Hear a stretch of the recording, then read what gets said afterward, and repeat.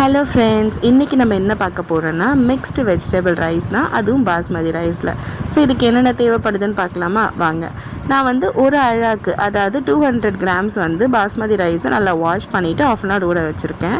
இப்போ இதை நான் வந்து டேரெக்டாக தான் வடிச்சிக்க போகிறேன். ஏன்னா வந்து இதை பாயில் பண்ணும்போது 85 to 90% வெந்தாலே போதும். அதனால் இப்போ ஒரு குக்கரில் வந்து கொஞ்சமாக வெண்ணெய் எடுத்துக்கிறேன். வெண்ணெய் தான் இந்த ரெசிபிக்கு ரொம்ப இம்பார்ட்டன்ட், அவ்வளோ சூப்பராக இருக்கும்.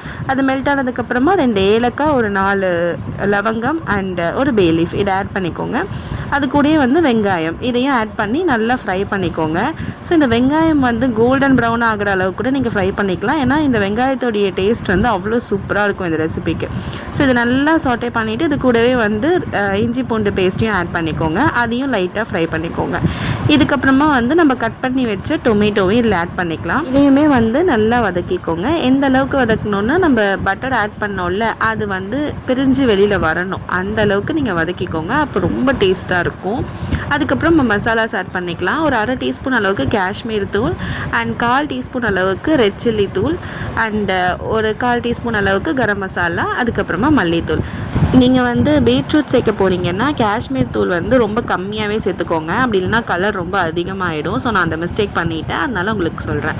இப்போ ஒரு 1/4 டம்ளர் அளவுக்கு தண்ணி விட்டுட்டு லைட்டாக வதக்கிக்கோங்க. இது கூடயே தேவையான அளவுக்கு உப்பு போட்டு நல்லா மிக்ஸ் பண்ணி விட்டுக்கோங்க.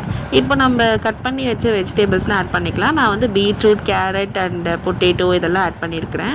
உங்களுக்கு வேணுன்னா வந்து நீங்கள் மஷ்ரூம் ஆட் பண்ணிக்கலாம், பன்னீர் ஆட் பண்ணிக்கலாம், அதுக்கப்புறம் காலிஃப்ளவர், ப்ரக்கோலி, இந்த மாதிரி என்ன வேணால் நீங்கள் ஆட் பண்ணிக்கலாம். உங்களுக்கு பிடிச்ச வெஜிடபிள்ஸை இதில் ஆட் பண்ணிக்கோங்க. இன்னும் கொஞ்சம் ஒரு 1/2 டம்ளர் அளவுக்கு தண்ணி விட்டுக்கோங்க. அப்போ இந்த வெஜிடபிள்ஸ்லாம் ஆட் பண்ணோம்ல, அதெல்லாம் அப்போ தான் வந்து நல்லா சாஃப்டாக வெந்திருக்கும்.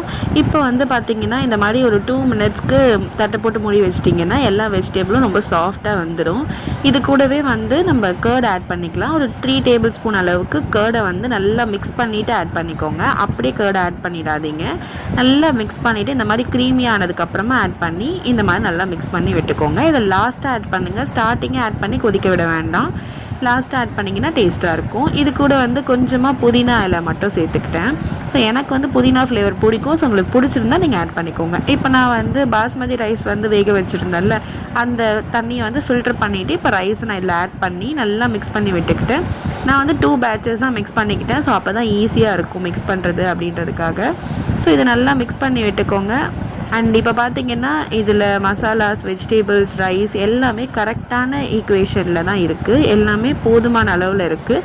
லாஸ்ட்டாக கொஞ்சமாக பட்டர் ஆட் பண்ணிவிட்டு மிக்ஸ் பண்ணி விடுங்க. அவ்வளோ டேஸ்ட்டாக இருக்கும். உங்களுக்கு வேணும்னா நீங்கள் பெப்பர் தூள் ஆர் சில்லி ஃப்ளேக்ஸ் இது ரெண்டுத்தில் எது வேணாலும் ஆட் பண்ணிக்கலாம். ஸோ நீங்களும் இதே மாதிரி ட்ரை பண்ணி பார்த்துட்டு லைக் பண்ணுங்கள், ஷேர் பண்ணுங்கள், கமெண்ட் பண்ணுங்கள், சப்ஸ்கிரைப் பண்ணுங்கள்.